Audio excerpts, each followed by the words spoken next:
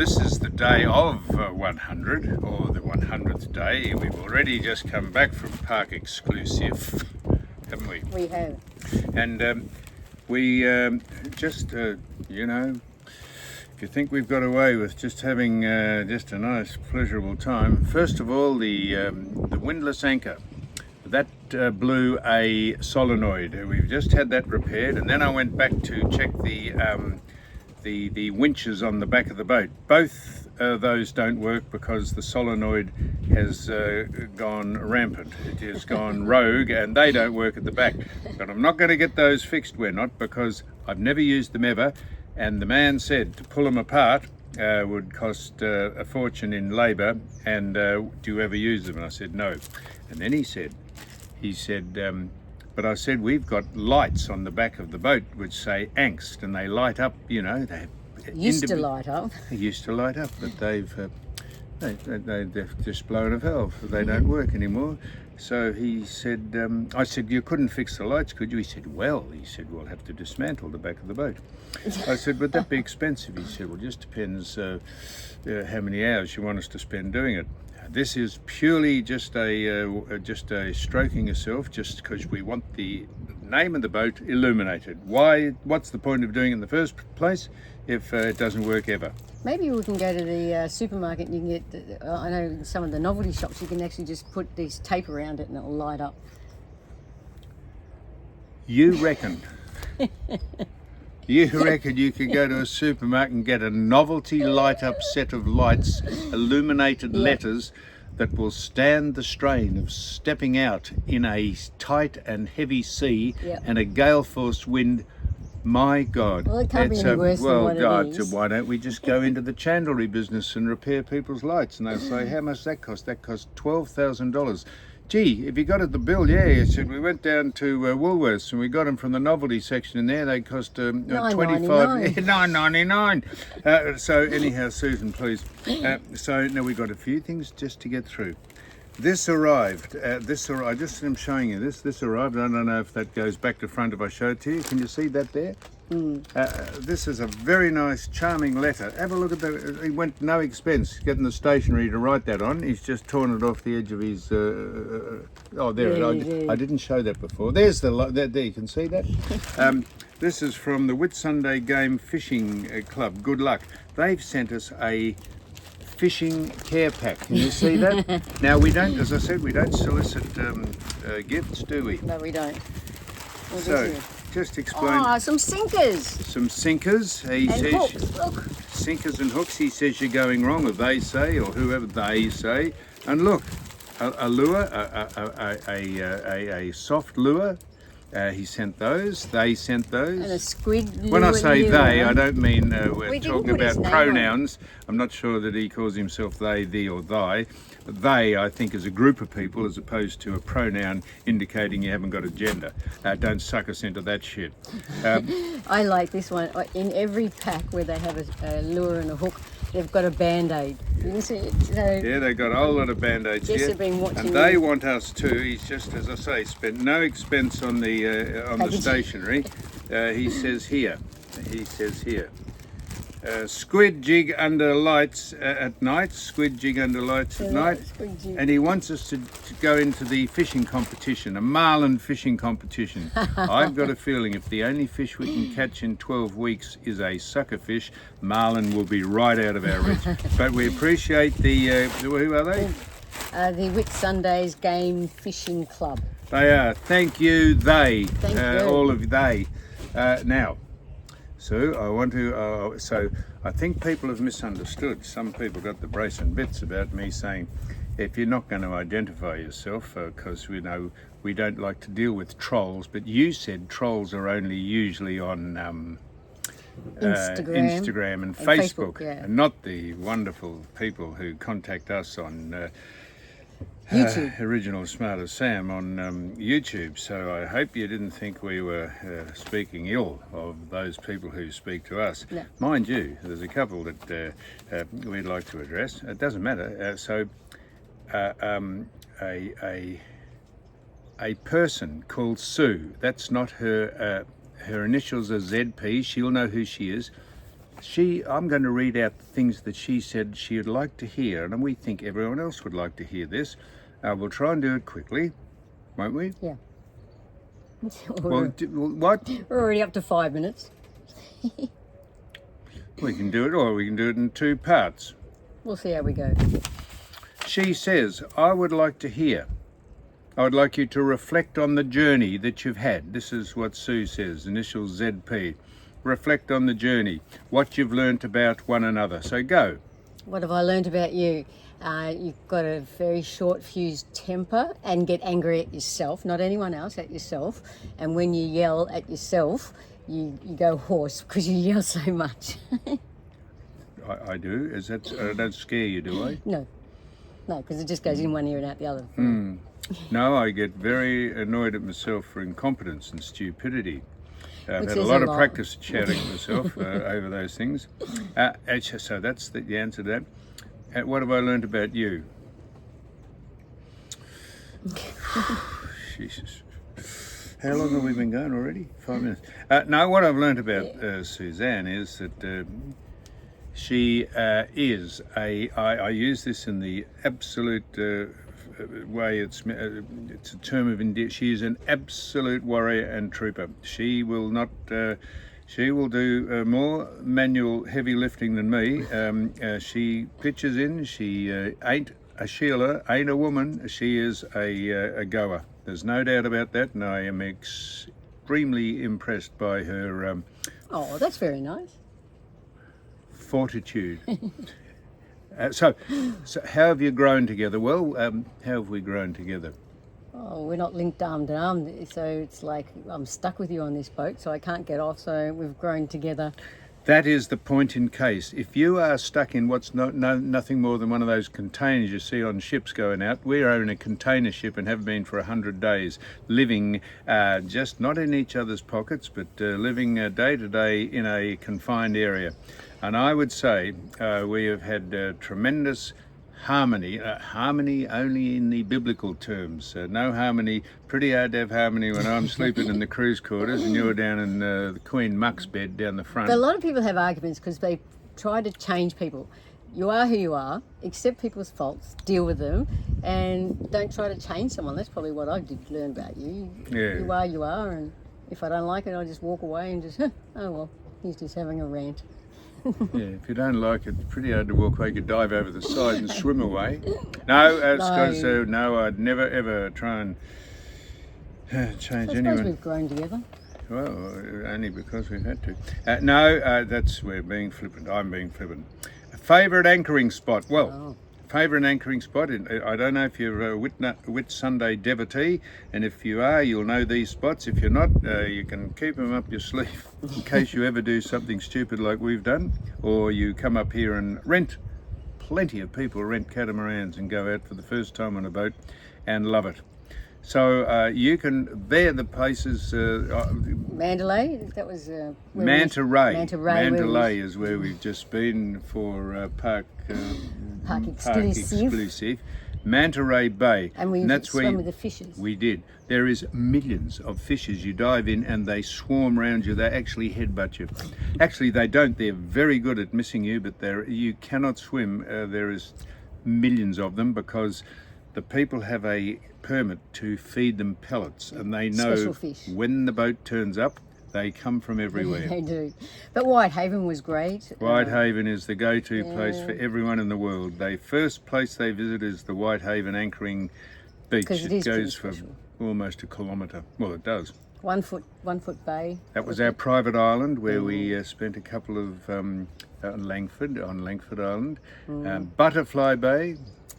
These are all just idyllic anchoring and mooring spots. You know, grabbing a mooring is different from grabbing an anchoring. Anchoring, you have to rely on the anchor not to drag, or for the mechanism to pull the actual anchor up. That is the windlass. But if you get a mooring, that's a thing that lies in the ocean, and you reach over, grab the hoop and put it around one of your bollards. If you've never, it's pretty painful if you put a hoop around one of your bollards, but if it's on a boat, it's okay. Nara Inlet was pretty special too. Yes. That was good, yeah. Went up and saw the Aboriginal cave up there where Aboriginals had lived in this cave, and had some Aboriginal hand paintings. There's no doubt, I'm not speaking ill of any of the hand paintings. There were some very faded ones. Dulux had won the tender from the council to go up and paint a hand painting. You go up there and you're just dazzled by the bright colours of a hand painting, and they try and roll over the fact that the tourists won't know any different. We ain't tourists. Well, we are, but not from another country. Bait Reef. That was What pretty special. pretty special. And Luncheon Bay. It's pretty self-explanatory. Luncheon Bay. It's a nice, secluded, quiet spot where you break out the butterfly wings and aspic jelly. And if you've caught any fish, you have them feed a fish. So we just eat the butterfly wings and aspic jelly. It's pretty hard though to pick your favourite one though. Like if you were to say what was the most or the favourite one, it's pretty hard, isn't it? Because they all had special moments. Best day you've had. This is still Sue has asked this. Best day you've had. I think the best day was out at Little Black Reef and coming back from the island when we just had on autopilot there, and we're just sitting out the front, and then the dolphins came up. That was probably. Yeah. Allow me to tell you where I've been in my life. Just if I could just give you, I've been to the pyramids. I've been down the Nile for 8 days, seen the Valley of the Kings. I've been to the Antarctica on a ship called La Boreale that left from Ushuaia, which is the most southern city in the world. I spent 8 days in the Antarctic. I've been to Africa, to a game park there, the Chiefs Camp. I've been to many countries. I've been to Augusta to see the Masters played. I've been to the World Cup soccer tournament in Munich in 2006 with the footy show, and saw Australia play Brazil. I've been to plenty of places. The footy show, which I was on, if you don't know what the footy show is, it doesn't matter. It was a show that I was on for a quarter of a century, and they sent me all over the world doing things. But the best day I've ever had, I know you got to put it in context. As Sue said, we came back from, I've never been to far north Queensland, let alone on a boat. And I said, now I've said this to you, Sue, getting to the destinations is 80% of the things I enjoy. So coming back from Black Reef, we sat on the front of the boat with the boat on autopilot. You can do that because you have complete vision for 12 kilometres in front of you. And we were sitting there when the 3 dolphins decided to bow surf the bow wave in front of the boat. And we were, as we say, Johnny on the spot. I had me hooter over the rail. Sue did some filming, alerted me that they were there, and I was just holding the camera about 3 feet above them, and they looked up at us while we looked at them, and for 5 minutes they surfed the bow wave. That to me, that was just almost, I don't know how you quantify the best day you've had in your life, but that was right up there. Yes, you? Same, yeah.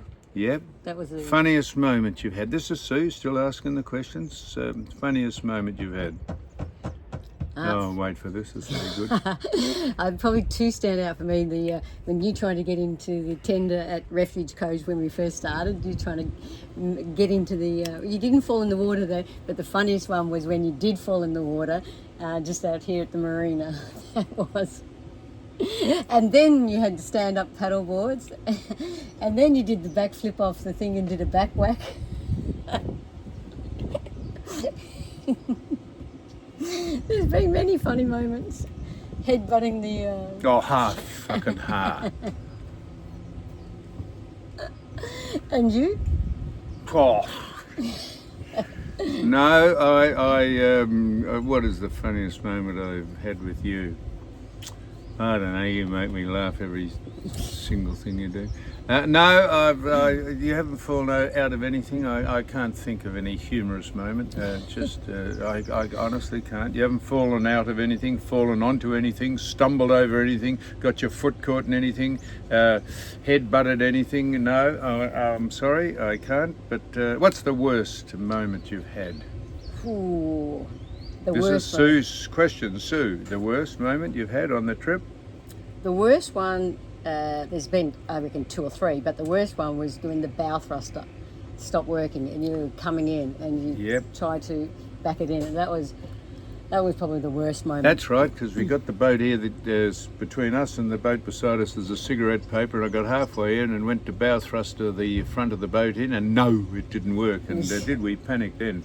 We got awfully close to the man's fenders, and he was standing out there watching us, just saying, "Everything all right?" I said, "Yep, no worries." So we eventually, I don't know how we got it in. We, I think 8 people came onto the bar. We threw them lines and actually pulled the boat in because it's not easy. Well, I didn't. The toughest challenge. This is the last 2 questions from Sue. She's, but we thought we'd respond. The toughest challenge. The toughest challenge. I'll tell you the toughest challenge is leaving Port Phillip Bay and turning left to start the journey. No, the toughest challenge hasn't come yet. It'll be getting the boat home. Getting the boat home and getting the boat home. We didn't know what we were in for when we left. We know what we're in for going home, and unless the northerly is behind us, it's going to be a hell of a long trip. And give us an account of the 100 days that you've done. The 100 days. This is Sue's last question. It's an amazing experience, I think. You couldn't say anything because every day is different. The weather is fantastic. The lifestyle is even better.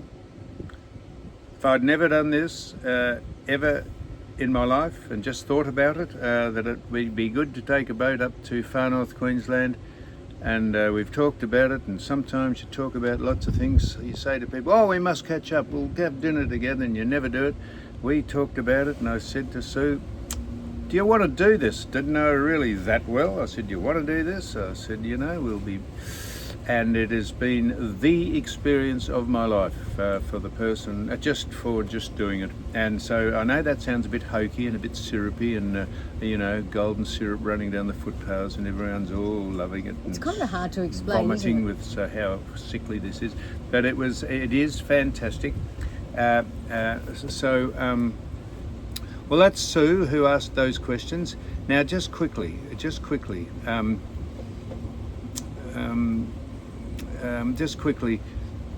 So Anthony's a dear soul. Anthony delights in chipping away at... we'll mention his name because he put his name on it. It's probably not his name. I don't know if we looked him up. Doesn't matter. Anthony delights in chipping away at Sue and chipping away at me, and all of his comments have got barbs in them. We would, if we worried about them, we wouldn't read them out. She says, because Sue called me a tight ass because I said I got the park exclusive, or what's it called? Park exclusive. Exclusive. Yeah. I did a contra deal, I'd put it on their website and they would give to me nothing. And Sue said, "You tight ass." And then Anthony said, "Oh, that's good coming from someone who's retired far too early, probably hasn't contributed, is just a freeloader." Anthony, it is so easy to reel you in, mate. I mean, you're the biggest fish we've caught since we've been on the trip. You don't know how far you are, but we're happy to read it out because it's just humorous, it's comical. And then he said, Don Scott was absolutely right when he said I was a control freak.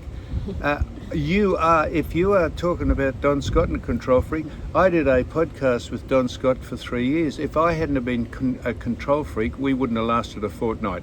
Don is a friend of mine. I haven't spoken to him since the day he stormed out of our podcast. You are a friend. Don is an unconditional friend of mine. Doesn't matter what he says about me, I'm classing him as a friend. But if I wasn't a control freak, we would never have gone to air. And we had many good times, and many times that he frustrated the living suitcase out of him, and that's why he's not on the... So I'm happy to say I'm a control freak with some things. Not with Sue, I ain't. Let me assure you of that. No. And someone said Fizzog. Fiskos, Fiskos. He said, as I went to the park exclusive, he said, "You've left no stone unturned to get Sue into the rack." Well, I don't think I had to take her up to Park, what is it called? Exclusive to make an advance to get her into the rack. As we turned left out of Port Phillip Bay, she said, and another thing, as I said, this will be a great trip. She said, as another thing, don't even think. I said, don't even finish that sentence. I know what you're going to say and everything will be fine. So it has been so far. I've controlled myself beautifully, and you're a control freak. There you are, Fiscos. Or no, Anthony. Yeah. Anyhow, that's it. We're happy to read out your comments, and I don't think we've missed anything, have we? On day 100, this is our 100th day. Happy 100 days. What? Happy 100 days. Happy 100th. Do you think we'll get a telegram from the King? You used to get, when you turned 100, got a telegram from the Queen.